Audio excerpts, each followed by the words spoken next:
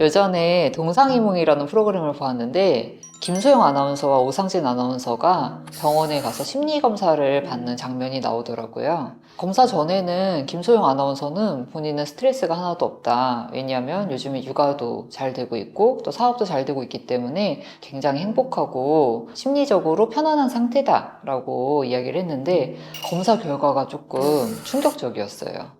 우울감이 다소 높게 나왔고 스트레스가 굉장히 높다라고 나오더라고요. 내가 굉장히 행복한 상태지만 스트레스가 높을 수 있다라는 것도 굉장히 놀라웠습니다. 그래서 이렇게 스트레스를 알아차릴 수 있는 방법이 있는지, 그리고 이렇게 스트레스가 있다면 좀 어떻게 해소할 수가 있는지가 좀 궁금해요.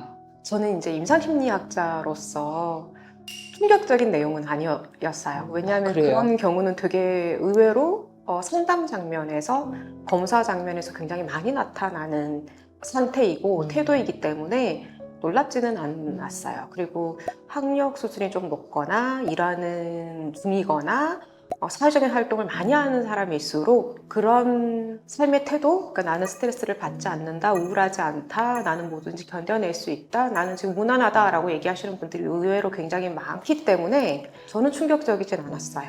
그래서 좀 더 안타깝죠. 현대사회에서는 스트레스를 안 받고 살 수 없는 사회인데 왜 저분은 나는 스트레스가 별로 없다라고 얘기를 하실까? 특히 육아도 하고 있고 일도 하고 있고 부부관계도 잘 유지하려고 노력도 하고 있다면 스트레스를 안 받을 수 없는데 왜 나는 스트레스가 별로 없는데 이 정도로 누구나 다 견디고 사는 거 아닌가 라고 표현을 왜 할까 그렇게 왜 그렇게 하느냐를 우리가 좀 생각해 봤으면 좋겠어요. 이 방송을 보는 분들 중에서도 나는 좀 견딜만 한데 나도 그분처럼 스트레스가 별로 없는데 이 정도는 누구나 다 이렇게 견디며 사는 거 아니야 라고 생각하시는 분이 있다면 혹시 내가 나에게 그리고 타인에게 최상의 자기의 모습만 보이려는 사람은 아닐까 한번 생각해 보셨으면 좋겠어요.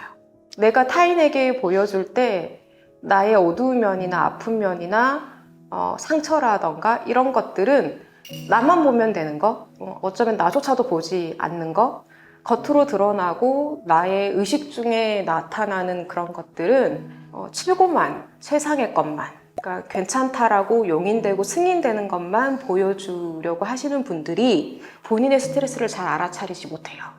근데 이게 굉장히 위험하다는 얘기를 좀 전달해주고 싶어요. 위험하다고요? 네. 실제로 나 힘들어 라고 얘기를 하면서 우리 좀 찡찡거린다고 하죠. 그런 분들은 주변 사람이 좀 피곤할지언정 그분은 그렇게 말 한마디로 어느 정도 스트레스가 해소되는 부분이 있어요. 그런데 나는 괜찮아. 별 뭐 그런 거 없는데 난 문제 없어 라고 얘기하시는 분들은 스스로도 그 부분을 인정하지 않으려 하다 보니까 결국에는 엉뚱한 곳에 터져버린다던가 내 인생의 클라이막스에 도달했을 때 무언가 주저앉아 버린다던가 큰 사건이 터졌을 때 회복력을 되찾지 못해 버린다던가 또는 나답지 않은 내가 내 삶을 지배해 버린다던가 가끔씩 저도 그럴 때가 있거든요. 내가 왜 지금 여기에서 소운함을 느끼지? 내가 왜 지금 화가 나지? 이때까지 이런 부분에 내가 화가 난 적이 없는데 이런 부분에 서운한 적이 없는데 왜 이런 감정이 나한테 들지? 라고 문득 의외의 감정들이 느껴질 때가 있어요. 그럴 때는 어김없이 저는 제가 지금 무언가를 견디고 있고 스트레스를 받으나 보지 않으려고 하고 그냥 일상을 어떻게든 꾸역꾸역 해내려고 할 때 평상시에 나답지 않은 내 모습이 나와요. 그게 일종의 사인인 거군요. 그렇죠. 나 이상해지고 있어. 괜찮지 않아. 라는 사인이에요. 현대인의 다른 분들은 종종 그런 걸 바라보는 순간 무너진다고 생각해요. 내가 내 불안이나 스트레스나 우울을 바라보면 내가 지금 꾸역꾸역 힘겹게 지금 무언가를 해나가고 있는 이 모든 것들을 해낼 수 없게 돼버린다고 생각하기 때문에 안 보려고 해요.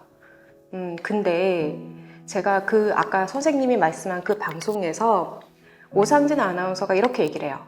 본인은 괜찮다고 말하는데 내가 봤을 때는 안 그런데 표정도 그렇지 않은데 그런데 괜찮다고 얘기한다. 제가 방송에서 봤을 때도 굉장히 지쳐 보이고 굉장히 힘들어 보이고 하는데 아이한테나 사업적으로나 그냥 친절하고 또 바르게 대하려고 노력을 하는 모습이 보이더라고요. 그리고 김소영 아나운서 분이 혹시 듣거나 그분의 팬이 들었을 때 기분이 나쁠 수도 있겠지만 제가 봤을 때는 입꼬리는 웃고 있는데 눈은 웃고 있지 않아요. 그래서 아, 저분이 지금 무언가를 많이 하고 있는 사람이구나라는 걸 그냥 사진 한 장만으로도 충분히 느껴질 수 있었다면 가족들은 저는 더 빨리 캐치를 하고 느꼈을 거라고 생각해요.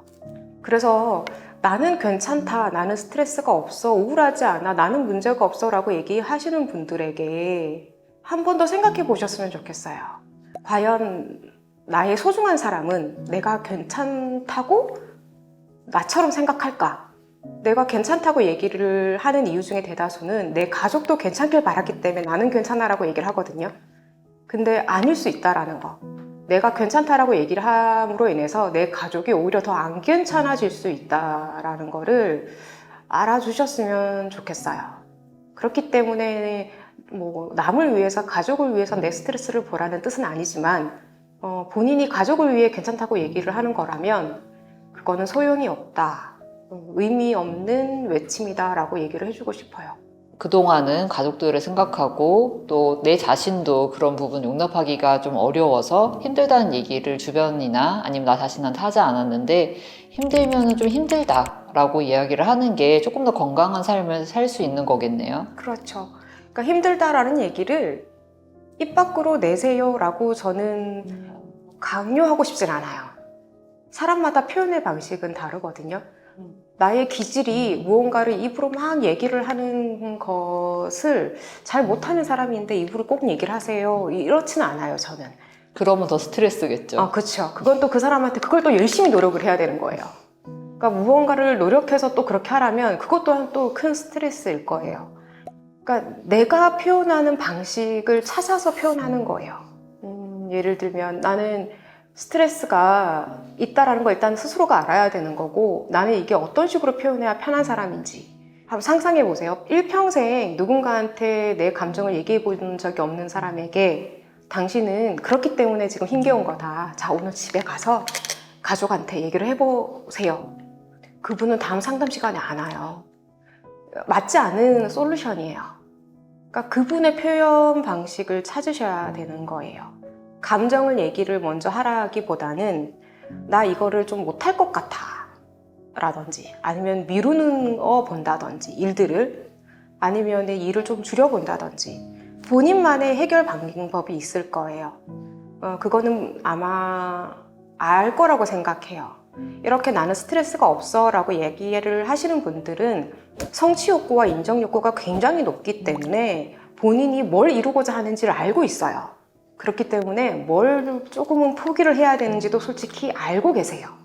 안 하고 싶을 뿐. 그러니까 지금 현재는 내가 하고 싶은 걸 포기하는 스트레스가 그걸 꾸역꾸역 해내는 스트레스보다 더 큰 거예요. 그렇기 때문에 포기를 못 하는 거거든요. 본인이 뭘 포기해야 되는지 알고 있어요. 모르지 않아요. 그래서 스트레스 해결 방법을 본인이 모르지 않거든요. 그냥 포기를 안 하고 싶을 뿐. 그래서 알고 있으니, 스스로가 어떻게 하면 스트레스를 풀 수 있는지 본인이 알고 있으니 그거대로 하셨으면 좋겠다라는 바람입니다.